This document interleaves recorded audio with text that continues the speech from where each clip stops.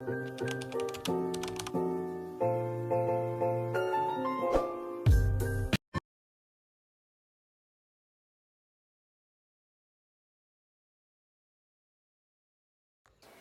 Hello everyone, यो चाहिँ अब मेरो नेक्स्ट फुड भ्लग भयो। यो चाहिँ मैले अब भिडियो कसरी राख्ने भनेर आइडिया नभएर चाहिँ यो जति म्यानेज गर्दा नभएर अनि यो मैले डब्बामाथि चाहिँ फोन राखेर अनि त्यसपछि भिडियो निकालेको हो।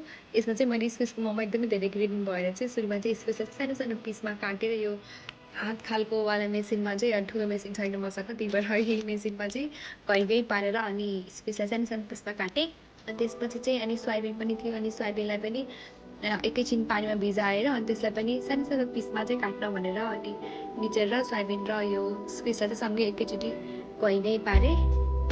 अनि यो किमा चाहिँ रेडी भइसकेपछि चाहिँ मैले पिठो चाकुरी मुछेर साइडमा राखिसकेको थिएँ।